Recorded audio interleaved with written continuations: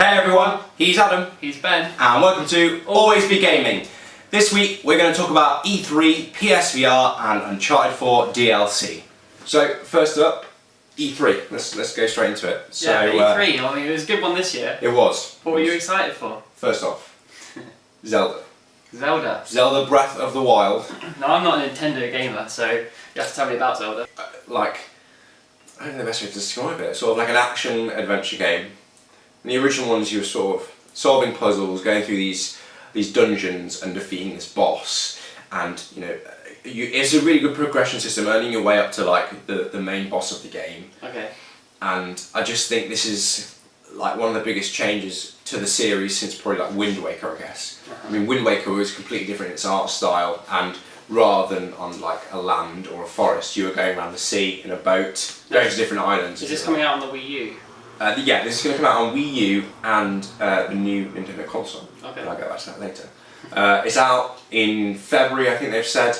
Okay. That's the Wii U version, and then the NX will be out in March with the console. So yeah, really excited for that game. It looks just awesome. There's so many little things that make that feel like it's a really living world. So I'm really looking forward to playing it. What about you? One of the titles I'm excited for this year is the Spider-Man release. Yes, yeah, that does look good. The PS4 exclusive as well. It is, yeah. That's a big hit for Xbox. One of many. Yeah. And it's being handled by Insomniac Games, the creators of Ratchet and Clank. So I'm looking forward to what they do with it. Yeah. What did you make of the trailer? Yeah, looked really good. I don't know what to make of his costume yet. Yeah, the white Spider-Man logo. Yeah, I'm not digging that, but I really like his eyes. They're really like amazing Spider-Man. They're from some nice visuals, like graphics. Yeah. And apparently that trailer was meant to be running in game. It was running on a PS4. That was real footage. Whether it's a PlayStation Neo is yet to be seen. I could quite easily see that game being like a reason to get a Neo. I'd like to see it in 4K. Yeah, you know what I mean though. Like, so I can imagine web swinging through that city being a complete reason to get a Neo. Yeah. And there were some Easter eggs within the trailer. Yeah, doing the trailer itself. Yeah, hinting at some villains and things like that. And coming. And a lot of the villains that we haven't seen sort of in the movie franchise. Or in the games before as well. Yes, yeah. So there have been some new villains coming. Yeah, it looks really exciting. I'm really looking forward to this game. I mean, the last good Spider-Man game, to be honest, was like Spider-Man 2. Yeah. Maybe. How long ago was that now? Like. It's a few years ago now. Well, it came along with the Tobey Maguire movie, didn't it? So, yes. Oh my god, that's like 2003, 4, something like that. Yeah, this looks awesome. Okay, my next excited game from E3. Drumroll, please. This actually deserves a drumroll, I think. South Park. South Park. Are you ready for this? I'm really excited for this. South Park, The Fractured Butthole. Which, I have to make a confession, I had read this countless times in my head, The Fractured Butthole, but it was only when I said it aloud to you that I burst out laughing and realised it's... What you were actually saying? Yeah. Fractured Butthole. Okay. Yeah. Yeah, that doesn't need any more explanation. I'm hoping I wasn't the only one that was... I'm sure you weren't. Well, that's fine. So, it takes place right after Stick of Truth. So in Stick of Truth they were playing like a Game of Thrones, Lord of the Rings style RPG, which you've just been replaying recently actually. Well, I made the pre-order, so if anyone who is going to be playing Fractured Butthole, pre-order it and you get the Stick of Truth. Yeah, now basically. Now you can play it now. It's well, if you're going to pre-order it and you want to play now, you need to pay for it off of the PSN store. Or Xbox Live store. Or Xbox Live store. I think on Steam you can do that right now. Yeah, if you're going to get the physical copy, then you have to wait until you get the code in the case. Yeah. But yeah, it does take place right after Stick of Truth. And this time they are playing superheroes. And I just really like the take on it. I really like the take on it. Like, we love Marvel and we love DC just about. Like, we're not going to get into that now. But they just like stick it to them. They absolutely nail them. Yeah, they rip into it. They Marvel do, yeah. And DC. And these franchises have been like sort of. You can't take the fun out of them because of how much money they're making. You can't just like you can't do that to them. They have so much fan love, but it is getting a little bit tired now. And it seems that South Park have realised that. It's going to be good to see how far they stretch that humour within the gameplay. I mean, we've seen the trailer, but they're going to push that a lot further in the actual game. Yeah, I think we will see that a lot further. I could see the whole, like especially with like you've got Mysterion and the whole Coon and Friends and. things like and Tupperware. I think that's gonna be really fun. brilliant. Yeah. Mintberry Crunch all the way. Now, what have they changed the fighting mechanics in this? Yes. So the RPG style is still there as it was in Stick of Truth. So it was kind of like, I don't know, Paper Mario-ish, Final Fantasy sort of stuff. Classic RPG. I think there's more environment interaction. Yeah. So they like brought out two really big things. You can alter time and space. Yeah. So like space is sort of everything around you. You can move. You can get behind the people you're against. You can push them into cars, push them into other of your friends who can then attack them, things like that. And the time element is your farts can literally break through time now, and you can change play order. Wow. So you can make your group go first before the enemy and things like that. Matt Stone and Trey Parker, they get really involved with all the writing. Yeah.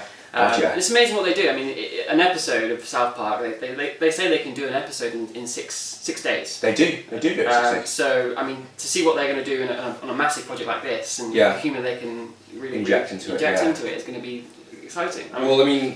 Stick of Truth felt to me like I was playing an episode of South Park. It felt like I was playing through it. Yeah, you really are. It's literally like playing. If you haven't played it, play it. Yeah, like you can go. So the opening scene, I'm not spoiling anything. You can go into Cartman's mum's room, and if you're with Butters, who is your buddy at the time, he says, "Oh, there's a lot of magic goes on in this room." I saw how she was doing around in the drawers. Yeah. You can go in the drawers and some weird objects, things like that. Yeah, really good. Okay, moving on. What else were you excited for? One of the games I'm also excited for, and I didn't want to be excited for, is Dead Rising. Why didn't you want to be excited for it? Because I don't have an Xbox. Okay. And this isn't a reason to go. You can play on PC though. Sorry, you can play on PC with their new Play Anywhere thing that they're really pushing. It will be on PC.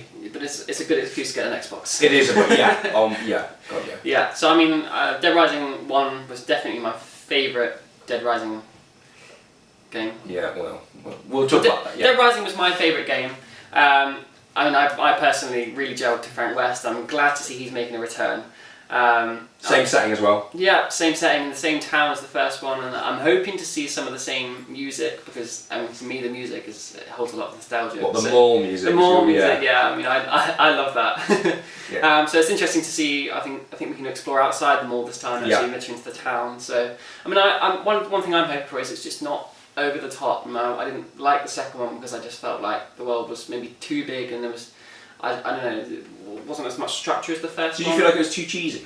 Yes, yeah. Really? Yeah, I felt like it was. But that is. I mean, the first one's cheesy. They're all cheesy. Yeah. But I mean, the first one. It's too much. Yeah, the second one was too much. But I think that was the whole thing with the second one because it was in this Vegas style setting. Yeah, maybe they were taking the Vegas scene. Like it is that sort of outlandish. Yeah, that's true. But I mean, for me, the first one killed it. The second one was a flop. Okay. It's also set at Christmas.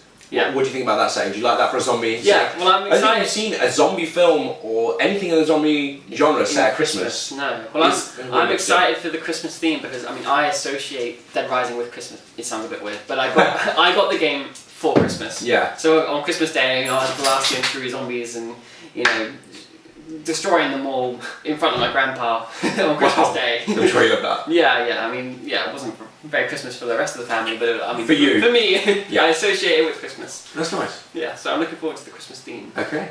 Last one. This one we're both really excited for. Again, an Xbox game it seems because it was featured in the Xbox conference. Yes. We Happy Few.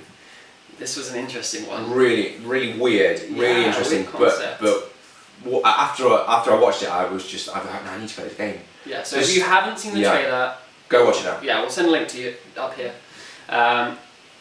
So I mean, from what I can tell so far is that you in this dystopian kind of world where you can choose to live your life on these pills, which make everything seem joyous. Well, they're called the pills are called Joy. They're called the Joy pills.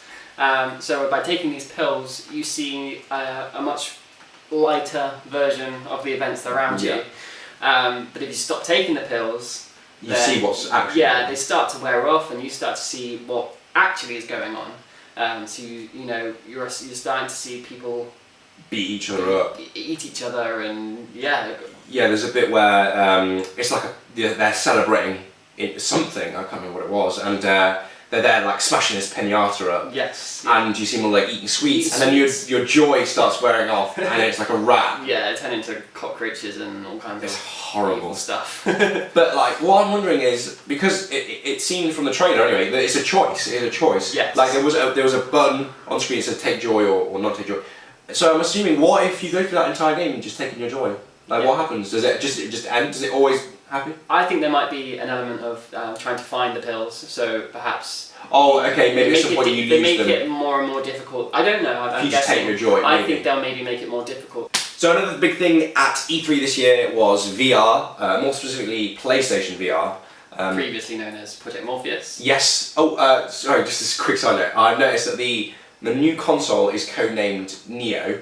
The VR was codenamed Morpheus, and are we going to see something codenamed Trinity? Yeah, is it going to be like a badass? Maybe one of the consoles could be red, one could be blue. Yeah. You have a choice. Yeah. You have a choice. Of course you do. It's a Matrix situation that Sony is setting up here. So yeah, it's coming out in October. They announced October 13th. October 13th. For £349. So this is going to be one of the most accessible VR headsets because, I mean, compared to the prices of the other headsets, I mean, you've got the Oculus Rift, which is priced at £499, or the HTC Vive, which we're looking at £689. Yeah, but that's disregarding the fact that you're going to need a gaming PC for that. Yeah, plus you need a PC that has the specs to support them. Whereas, like a PS4, there's 40 million of them sold already, Yeah, and they're only £300 now. Yeah, people already have the PlayStation in their home, so it's a much cheaper way of getting the headset. You know, I reckon we'll see a bundle for like maybe £600. Yeah. Like a PlayStation, with the PlayStation and VR. PlayStation Neo, do you think? With I could see that being a bit more. But I could definitely see that being a bundle though. I reckon Neo will be like maybe $450 at launch, 400, and with the headset maybe push $650, £700. I mean, we're only guessing here, so. Yeah. I mean, so that the headset has actually been released at announced at £349. Yes. Yeah. £349. But it's worth noting that that's excluding controllers. So when you start tallying two controllers, because you're going to need two Move controllers, and you're also going to need the camera.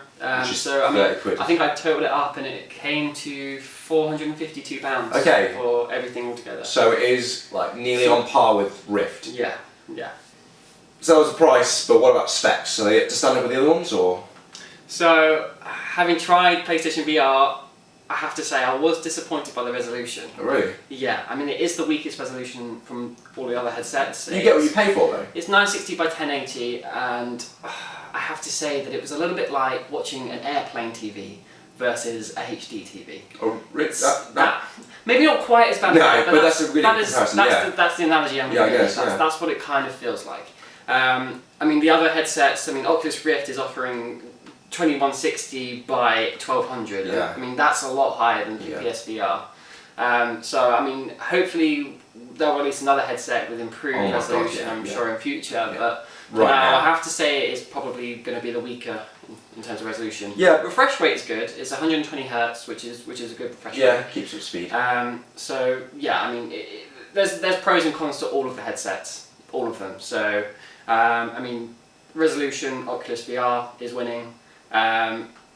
Probably in terms of the sensors, you've got HTC, which is the winning, inputs. They've got input sensors in the room. And the controllers seem a lot more like visceral. Yeah, sort of. exactly. So, pros and cons. Yeah. Well, it is the cheapest, so you know you've got to bear that in mind. And the fact that it's actually like just there, say right next to your TV, and it makes it really accessible for anyone then to just go pick it up. Exactly. You know. Yeah. I have to say that I think that the PlayStation VR promises better games. Yeah. So I mean, in that aspect, I think it's going to win anyway. Yeah. I mean, one of the biggest downfalls with the PlayStation Move is they didn't have the games to support it. No. From the launch, they didn't have the games. And I think that's something that they're trying to avoid this time. So this time around, they're trying to have the games at launch, and I think they promised 50 titles before Christmas, before the end of this year. They promised 50 VR titles, which I'm excited for. Well, it's good to see that they're doing it properly. Yeah, let's talk about those titles. So at E3, we had Batman VR announced. Yes. We had... which I'm excited for. I mean, the whole idea of putting on the mask as Batman. I am Batman. I'm Batman. That's going to be good. So yeah, Batman VR. We've got Star Wars Battlefront, the VR experience. That word is used an awful lot in everything they say about VR. Yeah, there's a lot of experience. There's a lot of experiences going on. We've also got... Which I'm hoping doesn't distract from creating title games for the VR. I mean, I hope we don't constantly see experiences as No, but I reckon you'll see like maybe an Uncharted experience or whatever, and it'll be like you can walk around Nathan's Drake house or something like that. I bet it'll be like a small slice of the game as and they'll just sell it as an experience. Whether that you can class as one of your 50 games, I don't know. Yeah. But sure. you know, that's just what I'm thinking. Also, we had Farpoint, which is a game where you're crashing on an alien planet. That uses the new aim controller that they were also showing off. Yeah, I'm not sure if that's coming out at launch. I think we have to wait a little bit for the controller. More importantly, the biggest one of all at E3, Resident Evil 7. Oh gosh. Scary as hell. Scary enough just on a TV. Like, imagine that in a VR headset. I mean, I would definitely be scared of this sort of game just playing it by myself without the headset. But adding the headset on is just another level. It's crazy, isn't it? Yeah. It's the first Resident Evil to go first person, I believe, and it does. And it does look a little bit PT, if I'm honest. Yeah, no, it does. No, I agree. But I think that's just what they're trying to achieve. So, moving on to games that weren't at E3 but are still coming to PlayStation VR. And one in particular, the London Bank Heist, which Adam has actually played. Yes. Please let us know. So a couple of weeks ago, I got my hands on the PlayStation headset in Dubai. They're doing some demos over there, and I'm really excited. I didn't know what to expect. I thought I wasn't going to enjoy it, if I'm honest. I thought PlayStation VR was going to be overhyped, and the whole experience wasn't going to be for me. I thought I was going to feel motion sickness. Yeah, there's a lot of people feel like they're going to be sick from the games. But I didn't, and I absolutely loved it. That's good. Yeah, so I mean, the London Heist game, you put on the headset, you are put instantly into the front cab of a driver. You're in a getaway vehicle. Yeah, a getaway vehicle. Yeah, so I mean, you look to the right of you, you've got this hench Londoner who is basically telling you that you're useless and you need to help him get away, so he hands you the gun. And not only do you have the gun, but you can interact with things that are in the car, and that for me was unexpected. You know, you can open the glove box, you can change the radio station. One of my favourite things to do was you can actually grab the car door next to you.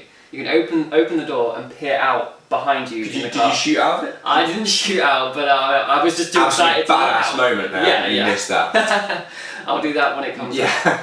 Anyway, so just so much more engaging and interactive than I thought it was. How did you feel the actual mechanics were with the move controllers? Because you had a gun. I mean, it was. So you were firing with the controllers, I'm guessing. It was really responsive, and you know, tilting your hands, you could literally. It felt like you were in control of these hands, and that's something I didn't think they'd be able to achieve. No, it's difficult to achieve it with a little stump. Yeah. That's what the move controller is. Yeah, exactly, and the reload system is quite cool. So you grab a magazine and you shove it under the gun, like you put a clip into a gun. Yeah, so you clip. Basically, you use the bottom of the move controller to hit the other one. It's quite cool, it's good. Adam's verdict right there. It's good. So that really just screams experience as well. Like, I doubt you could make a 4-hour game of you getting away from police. No. That's a quick half-hour thing, 15 minutes of a really short experience. But at the same time, I think that's perfect. Like, you don't want to be lost in this thing for 4 hours. No. But I wouldn't mind getting lost in Fallout 4. No. That's another VR game at E3. Yes. But I'm quite happy that they are doing experiences. Like, I don't want to be trapped in this thing. Yes. But one thing that is... Fuck. Okay, sorry, we can skip. But one thing that is a bit of an experience, to say the least, No Man's Sky. Now, Adam here doesn't think it's going to be that good. You think it's overhyped. I think the fact that it's going to be the biggest disappointment in games, there's only going to be a set amount of outcomes of planets. I mean, you're going to see different planets. Regardless of that. Endless possibilities of planets, but they're going to be colour changes. A little bit the same. Okay, but let's forget about that. Okay. I'm going to be flying a spaceship in VR though. That's the important thing. If this thing comes to VR, like apparently it's rumoured to, I'm going to be flying a spaceship. I'm going to be going through the galaxy in VR. I don't give a damn if everything's procedurally generated and it looks crap. It's just a change of colour tone. I'm fine with that. As long as I'm at the helm of a spaceship, and I'm shooting people. That's fine. But I think they just missed a trick with No Man's Sky. If they put a story or something in it... There is a story. There's not a story. Yeah, there's a story. You have to get to the centre of the universe. I'm an astronaut, I'm a discoverer, if anything. I'm an explorer. I'm going to find an animal, call it after me, and get to the centre of the galaxy doing it. That's what I'm going to do. I'm going to give horrible names to horrible creatures while I'm on my travels to a big light. Boom. No Man's Sky. So let's talk about Uncharted 4. More specifically, Uncharted 4 DLC. So last week, some multiplayer DLC came out for it. Lost Treasures. Yep. It came with new maps. Well, one new map. New taunts. The main thing they were pushing there. I have to say the taunts are the only thing I'm excited for. The animations for them are really, really good. Yeah, the taunts are great, but I have to say that the DLC as a whole is a bit disappointing. No, the multiplayer as a whole is a little bit disappointing. I've said it. Yeah, for me the multiplayer as a whole doesn't do anything for me. No. I don't know about you, but... Yeah, it's true. I mean, that's a story game. It's probably because we're really rubbish at the multiplayer. Yeah, I'm sure you guys are probably better at it than us. That's probably why we don't like it. Yeah. But, like, that game for me is a story game. Yeah, for me too, it really is a story game. And that's why we're talking about DLC, actually. I want to ask you what you would want to see from a single-player DLC.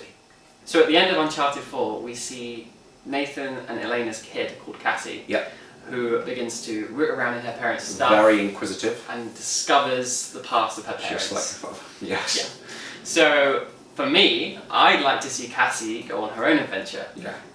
Maybe find something in that closet that she wants to go and chase, or a loose end that her parents maybe haven't tied up. Yeah, I like that. So maybe she goes and explores that and goes on an adventure of her own. And I'd even like to see her. Not like to see her, but maybe she gets captured or something like that, and then maybe a little bit of a Liam Neeson scenario where Drake is Liam Neeson. Yeah. I don't know where you are, but I will find you. Yeah. I have a very important set of skills. I can swing on a rope and slide down cliffs. Yeah, I like that. Yeah. I like that idea. A twist on that though would be if Elena and Drake get captured and Cassie has to save them. I get that though because Cassie would be sort of inexperienced. Yeah. You know what I mean? She would probably get captured. Mm-hmm. But what if, say, Drake and Elena, what if, say, Drake and Elena, because they were hiding their past, then maybe they were hiding it for a reason. And maybe, they get captured and maybe, finally there is some comeuppance for Drake who kills all these people in the other games and he's not arrested or anything like that. Maybe they get captured and maybe Cassie then has to save them. That sounds good. You know what I mean? They've got all the models. Yeah, it's all I think that releasing the whole sort of idea of Cassie is maybe a hint that there is something in the future. Of course, yeah. I mean, and they're not going to work on an Uncharted game for a while. That was one of the things I was disappointed about E3 is that there was no Naughty Dog release. Yeah. For me, I wanted to hear something. So. Yeah, it's a little bit disappointing, but we'll wait and see. We'll wait and see on that one. Yeah. Okay. Let's play Game or No Game. So we have to come up with a couple of games, be they real or not. Say them to one another and then decipher if they are a real game or if it is no game. Do you want to go first? First up. Yeah. Shower with your dad simulator. Okay. Game or no game? Right. Do you want to, is there any, you got any question? You got a little blurb for me? So in this game, yeah, you have to decipher who of the multiple dads in the showers is your dad and link your character to his dad. Okay. Now you do this based on race. Right, there's a little bit of racist basically. Yeah. The game is racist. No. The game is biologically correct. Right, okay. Alright. I already know the answer to this. This is a game. Yeah, this is a game. Actual game. Surprisingly, this exists. I'm not sure why. Maybe it's the best game. The sprites for it are awesome. Like they even draw. They have genitals as well, don't they? Yeah. Like that. Yeah, it's quite graphic. Yeah. So I knew that one. So bing, 1 point to me. Okay. Okay. So my game. Here we go. Papers, please. Game or no game. You are a border officer deciding who enters or doesn't enter the country. It's like East and West Germany. Okay. Like the wall. PC? Yes, it's a PC game. Let's try and catch you out. I'm gonna go with game. Yeah, that's the game. Yeah. That's the game. Well done, 1 point to you. Okay. Yeah, so there's a game. I don't know what the storyline is. I've not actually played it. I thought I'm bad, but it looks cool. It looks fun in a really weird, sadistic way.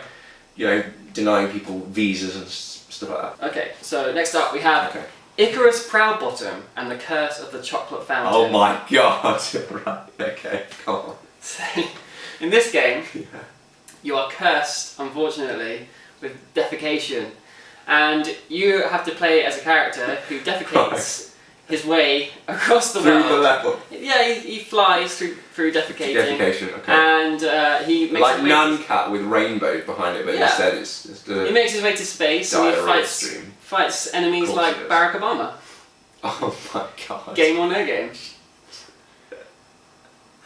I don't know. I don't know what could have come out of your head. That sounds like a dream you might have had. Yeah. Like a really weird dream. It's like my dreams. I don't know. Let's just get a game. It's a game! That's a game! Oh my god. I'm going to play that later. Okay. You want to tell us more about it? Is that the whole story? It's a PC game, that's as far as I know. I know you have a spirit animal throughout the game who helps you, who's an owl. Right, yeah. Your spirit animal is an owl. An owl doesn't put itself constantly, but okay. Right. Bear Simulator. Game or no game. You play as a bear in an open world environment. There's an exploration and there's like survival elements to it. And you're a bear.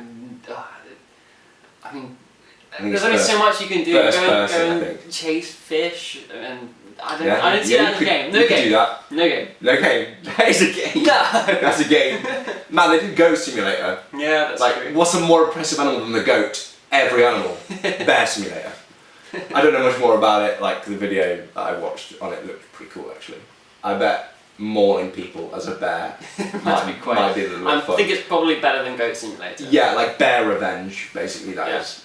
Anyway, your turn. Another point for me there. Okay, next up we have Vampirates.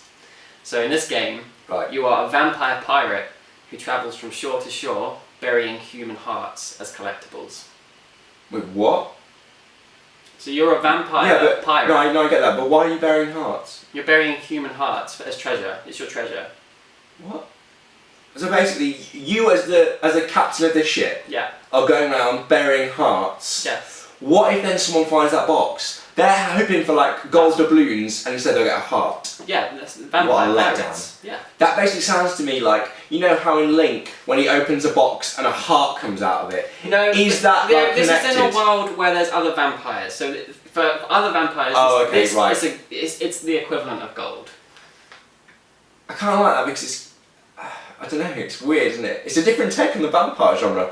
Although I'm thinking the Caribbean would be a bit too sunny for them. No. This is part of the element of the game. You have to stay in the shadows. Well, I understand that, but I'm just saying, like, I'm thinking it like pragmatically here. Ah, okay, yes. Like, you need some sunscreen. Christ. All of yours have been games so far, so I'm going to go game. It's no game! No I game. made this one up! No! It should be a game! That should not be a game. That should be a game! That should not be a game. Let's move on. That should not be a game. That's basically you're like mixing Pirates of the Caribbean and Interview with a Vampire. That's what you're doing there. Like the Twilight series set in the Caribbean. You're telling me you wouldn't like that? I would not like that. Well, I would. Okay, weird. Right, let's move on. Next, Tabletop Simulator. Game or no game. It's a physics sandbox in which you can play board games. And you can like mod other board games into it. Okay, so it's just basically playing board games. Yeah, but in like a sandbox. Yeah, but there's no other people. There's no like people models. It's just like a table. So. I'm gonna go with game. I can see that on like a PC. Yeah, a game. It's a game. Yeah. Well done. Good sir. Yeah, it's a game on PC. Funnily enough. You can play like Snakes and Ladders and card games and things like that, but the element of it is interesting because you can mod in other games to it, so you can just basically like mod into like Warhammer tabletop games, like figurine games. So, finally, we have Mouse Rap. Now, in this game, the protagonist of the story is a mouse who lives in Mouseville. So you play as this mouse who has rhyming talents. Of course he does, yep. And you sound like you've heard of this game before, but let me finish. Okay, this sounds like a rehash of Parappa the Rapper, but carry on. Anyway, So there's a mouse who has rhyming talents, and he wants to make it in the industry. Right. But the industry is dominated by rats. Rats. Oh, rats. Okay, sorry. So Racism. game or no game. Get it. This sounds like the gaming version of Rasta Mouse. So it works in a kind of Guitar Hero style. So Of course it does. You're a mouse playing guitar. no, but I mean the gameplay mechanics. Oh, So right, you just you press play- B, you press A in time. Looks like spin. Yeah. Like, you know, I cannot come and bear this anymore. Yeah, just knocking out cheese. Oh my gosh. Is that game or no game? Let's... When you say mouse rap as well, you know what that makes me think of? That makes me think of Andy Dwyer's band from Parks and Rec, Mouse Rat. Anyway, let's go no game. It's no game. Yes! Okay, that could be a game. That could not That could be a game. That could not be a game. That is terrible. That's basically like someone took Guitar Hero from Activision and you said, you know what would make this better? Rodents. Rodents everywhere. Right. Okay, my last one. Alien Defense is a like a top-down tower defense game. You're protecting Earth from alien invasion. Like PC, like it's like one of those ones where like wave-based. Waves. The name of it again is? Alien Defense. I think it's Alien, or could it be Alien Defense Force. Okay, so it's a bit like, do you ever play Balloons? Yeah, it's like Yeah. balloons. Yeah. Yes, I'm gonna go with game. Game? Yeah. That is no game. Ah, you win! There are games like it though. There are games like it, but that is no game. You've won. I've won. You've won. I'm the winner for this week's. week. This week's is still on for next week's. Let's see if Adam's dream games can defeat me. So that's about all the time we have. Any comments about today's episode, please write them below. And if you have any suggestions for game or no game, email them to us. More specifically to Adam, because he needs help. He lost this week. But you can send them all to... abgamingfeedback@gmail.com. Yes. Remember to like and subscribe. Thanks for watching. Remember to subscribe to watch more stupid conversations, let's plays and gaming news. And remember, always be gaming.